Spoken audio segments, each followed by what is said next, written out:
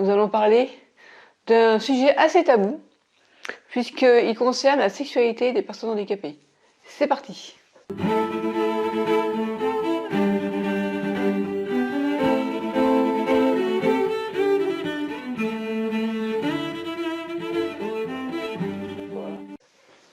Alors, il est question de débattre à nouveau de l'intérêt ou non, même pas d'un intérêt, non, de la possibilité de mettre en place en France ce qu'on appelle l'assistance sexuelle. Alors, qui est à l'origine actuellement, c'est Sophie Cluzel, secrétaire d'État chargée des personnes handicapées. Je vous en ai déjà parlé dans une vidéo où on parlait de l'AH. Et là, elle intervient pour lancer le débat sur cette question. Alors, il explique dans l'article que j'ai lu que des personnes à mobilité réduite sont très souvent condamnées à l'abstinence sexuelle, puisqu'ils ne peuvent plus avoir recours à la vie intime. Alors, je crois que c'est important de ne pas faire d'amalgame, de ne pas mettre tout le monde dans le même bain, c'est-à-dire que c'est pas parce qu'on est une personne handicapée que forcément on vit d'abstinence sexuelle et forcément on a besoin d'aide. Voilà. Je en parlerai après dans la vidéo. Donc d'abord, je vous présente la question.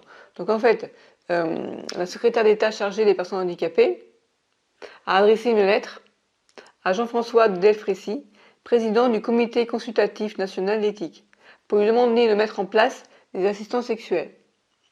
Alors, le Comité consultatif national d'éthique avait déjà été saisi en 2012.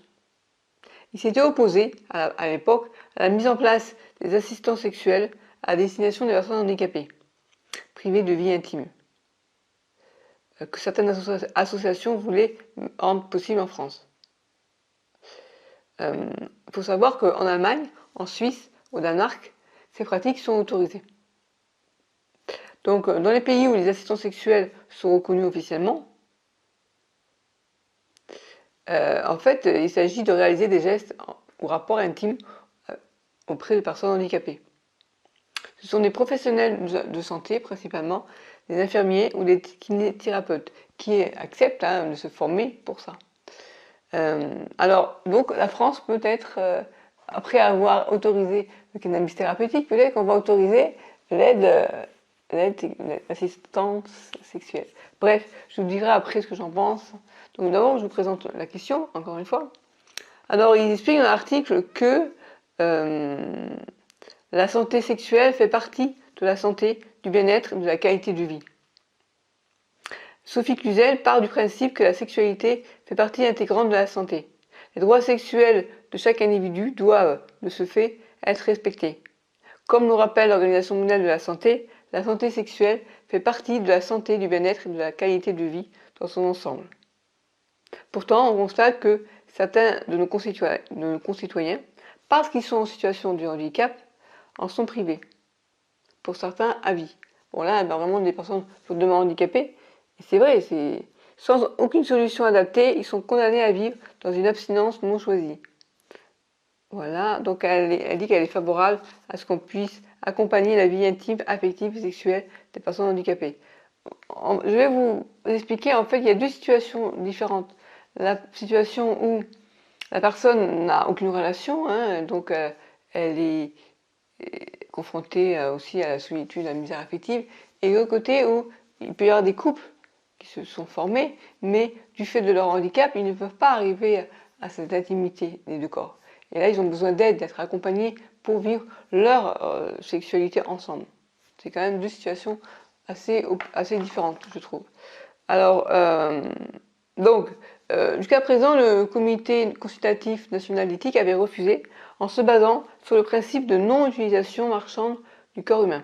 Parce qu'il faut savoir qu'en fait, que l'assistance sexuelle est considérée comme de la prostitution, et donc les associations qui mettent ces personnes en relation sont considérées comme des proxénètes. Voilà. Alors, elle explique donc que le regard de la société sur le handicap change et porte une attention plus forte à la question de l'accès du lien aux autres pour les personnes en situation de handicap, dans de nombreux champs de la vie sociale et notamment de l'accès aux relations affectives et sexuelles. Et c'est ça, en fait, Et dans ces personnes-là qui sont lourdement handicapées, elles ne peuvent même pas se toucher elles-mêmes, quoi. Elles n'ont même pas accès à leur propre à la masturbation, quoi. Et c'est vrai que c'est des sujets très tabous parce que demander à une tierce personne de venir te donner du plaisir sexuel, c'est forcément un sujet assez tabou, très tabou. Mais il faut comprendre aussi que ça peut amener à une réelle souffrance. Ces personnes ont le droit, comme tout le monde, à ressentir du plaisir sexuel et que ça peut amener vraiment à une réelle dépression, hein, les personnes qui... Parce que ça fait partie des besoins vitaux, pas vitaux, on n'en meurt pas, mais je dis ça, mais ça peut être une grande, grande souffrance. Voilà. Donc, je continue. Alors, il est préférable de reconnaître le fait que l'accompagnement sexuel est une forme de prostitution à visée thérapeutique. Actuellement, cet état du droit ne tient pas compte de cette spécificité qui est d'offrir son corps pour aider des personnes en situation de handicap qui ne peuvent pas accéder au plaisir. Maintenant, je pense qu'il faut encore une fois distinguer la personne qui va, si c'est pas pareil, si c'est un homme qui va pénétrer une femme ou si c'est une femme qui donne son corps à un homme handicapé. Et finalement, est-ce qu'ils vont vraiment avoir une relation sexuelle comme on l'entend classiquement avec la pénétration? On peut y avoir aussi des actes sexuels, enfin, on fait l'amour aussi sans pénétration. Et ce qui permet, l'objectif, c'est de procurer du plaisir à l'autre. Donc, est-ce qu'on peut considérer que la personne qui va aider le couple handicapé, qui ne peut pas arriver à donner du plaisir, elle est prostituée? Ben moi j'estime que non, parce que enfin, elle ne donne pas son corps, hein. Finalement elle aide l'autre, c'est un service qu'elle rend. Alors un service de nature un peu particulière, mais elle ne donne pas son corps, hein, contrairement à la femme si elle se laisse pénétrer, ou à l'homme qui va permettre à son pénis voilà, bref. Je sais pas, mais parlons un chat, une chatte. Là, on parle de la session sexuelle. Il faut aller vraiment jusqu'au bout des choses et expliquer en pratique comment ça va se passer, quoi. Et les personnes vont être formées à ça, et ça va être vraiment deux directions différentes. Si elles sont là pour accompagner le couple, ou si elles sont là pour lui plaisir, soit à la femme, soit à l'homme, et ça va être obligatoirement obligé, comment dire, les conduire à demander l'autre ce qu'il veut, finalement. Et moi, je me souviens, on discutait avec ma mère à l'époque, quand je lui avais fait part, je vais pas raconter ma vie, mais elle savait que moi, j'étais pas satisfaite sexuellement. Et elle m'avait dit, mais Christelle, t'as qu'à prendre un gigolo. Qu'est-ce que tu me dis, maman? Je vais, non, mais fais-toi un gigolo, comme ça, au moins, tu auras du plaisir. Ah ouais, d'accord. Tu crois que j'en suis arrivée à ce stade-là? Voilà, là, je suis pas, quand même pas dans la misère à ce point-là, quoi. Et voilà, et là, je me dis, finalement, parce que ces personnes-là vont être payées, est-ce que parce qu'on paye, on va être en droit de demander, finalement, bah non, celui-là ne me plaît pas, celui-là, parce que c'est normal, hein, je veux dire, une personne handicapée, elle peut aussi refuser de coucher avec une personne qui ne lui plaît pas. Et c'est pas parce qu'elle paye pour avoir la séance sexuelle qu'elle doit accepter n'importe tout le monde. Et après, que se pose aussi la question de l'orientation sexuelle, elle n'en parle pas là, dans l'article. Finalement, la personne handicapée qui ne peut pas accéder au plaisir sexuel lui-même, pas elle-même, et qui a recours à un tiers, elle peut par exemple, ça peut être une femme qui est homosexuelle, et elle va demander une femme.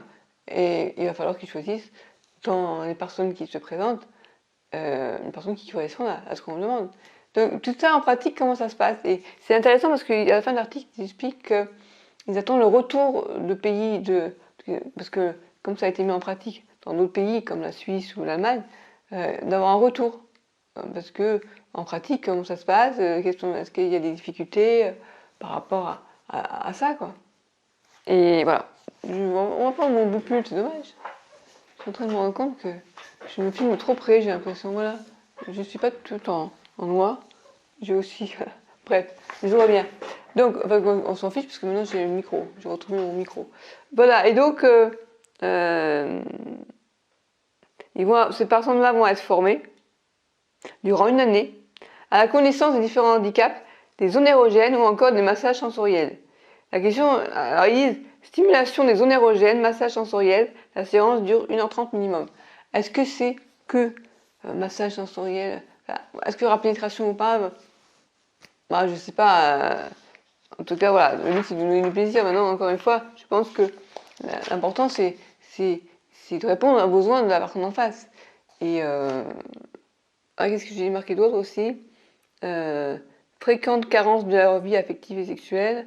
Dans de nombreux pays, l'assistance sexuelle, telle qu'elle est déjà mise en place, consiste à prodiguer, dans le respect, une attention sensuelle, érotique et ou sexuelle à une personne en situation de handicap ou à permettre à leur demande d'acte sexuel à deux personnes qui ne peuvent l'accomplir sans aide. Voilà les différences. Donc en fait, je pense que ça va être très... qu'est-ce que vous voulez, quoi? Est-ce que vous voulez que je vous pénètre ou est-ce qu'on va juste faire des guigui, hein, j'exagère. Bon. Ou alors après du sexe oral, bah, bref. Tout ça, c'est vachement personnel, quoi. Et il parle de caractère humaniste, de prise de conscience collective de la situation de grande frustration sexuelle dans laquelle se trouve une part importante de personnes handicapées. Là, il parle des personnes en situation de dépendance vitale. Donc, il faut porter un regard européen en faisant intervenir des experts étrangers ou les comités d'éthique des pays voisins, afin de affiner les connaissances et le retour d'expérience des pays comme la Suisse. Il faut permettre un débat citoyen. Alors, voilà, la question que je me pose aussi, c'est finalement, c'est bien en soi, je trouve, quand même, parce que d'éviter que, en plus, ces personnes lourdement handicapées soient frustrées, enfin, c'est pas normal. Je me souviens d'avoir vu un reportage, il y avait une femme d'une 50aine d'années qui disait « Je n'ai jamais connu... » Enfin, elle rêvait qu'une seule chose, c'est de ressentir ce qui impliquait un acte sexuel, d'être pénétrée vaginalement, quoi. Elle disait, je n'ai jamais eu ce plaisir-là, je ne sais pas ce que c'est, je n'ai jamais été pénétrée vaginalement. Et presque elle en chialait, quoi, tellement elle se sentait tellement à part. Et moi je dis, mais oui, ça existe. Et bon, après, il y a des femmes qui sont pénétrées et qui ne ressentent pas de plaisir, et il y a des femmes qui n'ont jamais eu cette expérience. C'est un peu comme si peut-être qu'il y a des femmes, enfin, c'est ça, hein, qui restent vierges, c'est une virginité non imposée, quoi, enfin, qui a été imposée, qui n'est pas choisie. Enfin voilà, donc il y a des personnes en souffrance. Et après, est-ce qu'elles veulent une relation réellement sexuelle? Enfin, réellement, je veux dire. Non, c'est pas ce que je voulais dire. Chacun, comment dire, la relation sexuelle, c'est pas forcément que la pénétration. Et ça, c'est intéressant de savoir qu'est-ce que veulent les personnes handicapées qui vont faire appel à ces assistants sexuels et comment on vit aussi en tant que... Qu'est-ce qui motive une personne assistante sexuelle? J'avais vu un reportage où le gars il était tout content d'aller voir la personne. D'ailleurs, c'était une personne qui avait la sclérose en plaques, je me souviens, qui avait du mal à parler et qui elle, était toute contente d'être avec ce gars. Et après, il risque pas d'avoir aussi des problèmes de transfert, enfin, même plus que le transfert, un attachement réel. Si ça devient régulier, après, la personne elle peut tomber amoureuse de son assistant sexuel. Et ça peut être, il peut y avoir ça va pas être évident. Et quelque part, je lui dis, ouais, ok, assistant sexuel, c'est bien, c'est mieux que rien. Mais elles ont droit aussi, ces personnes-là, à une relation intime, affective, sexuelle, épanouie, je veux dire. Et que ça soit pas juste que pour comment ils appellent ça, une intimité partagée, quoi, une stimulation des zones érogènes, massage sensoriel, une séance d'1h30, quoi. Ces personnes, elles ont droit à l'amour aussi, voilà ce que je veux dire. L'amour émotionnel, l'amour physique, c'est bien, mais c'est pas... Il manquera quelque chose. Il leur manquera forcément quelque chose. Et donc voilà, il y a des limites, il y a à un moment donné, il va ça poser des problèmes peut-être légaux, mais aussi la personne elle va s'attacher à son assistant sexuel et ça peut poser d'autres problèmes. Moi, c'est ce que je vois, c'est ce que je ressens. Après, qui va y avoir droit? Est-ce qu'il faut être lourdement handicapé pour y avoir droit? Voilà, bon, moi, ça ne pose plus la question pour moi. Ça ne pose plus la question pour moi. Kevin. Ouais, après, voilà, c'est ça, c'est finalement, est-ce que ces personnes-là vont avoir le droit de choisir leur assistant sexuel et comment on choisit? Et je sais pas, toutes ces questions-là, je trouve ça intéressant de se les poser.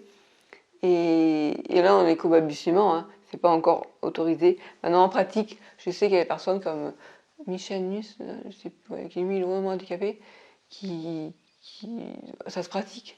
Et puis de toute façon, presque, c'est difficile parce que ça implique l'État, alors qu'en fait, c'est des relations privées, intimes, quoi. On a le droit de faire ce qu'on veut avec son corps. Et voilà, et je sais pas bref, je sais pas ce que vous en pensez, vous. Donc dites-moi dans les commentaires ci-dessous, si vous voulez qu'on en discute. Mais je trouve ça intéressant que le débat soit lancé. Et, moi, j'ai pas de réponse. J'ai juste, je dirais, des questions plutôt. Voilà. Comment ça va se passer en pratique, tous les problèmes qui peuvent se poser, tous les problèmes qui peuvent se poser forcément. Et ces personnes-là, elles ont de l'amour finalement. Parce qu'on parle de cul, hein, question sexuelle. Mais ils parlent aussi de stimulation de zones érogènes. Ces stimulations sensorielles, c'est tous les sens. Mais il manque quelque chose, c'est le côté affectif et l'amour, les sentiments. Et ça, on ne peut pas payer quelqu'un pour dire je veux qu'on tombe amoureux de moi, ou je veux aimer quelqu'un, parce que c'est aussi beau d'être aimé que d'aimer aussi. Voilà, voilà. Bon, la question est ouverte, hein. Le débat est terminé. À bientôt, ciao. Likez si vous avez aimé. Si vous n'avez pas aimé, vous pouvez faire vous avez le droit. Je préfère que vous me disiez en face pourquoi vous n'avez pas aimé. Et puis, à la prochaine. Bye bye.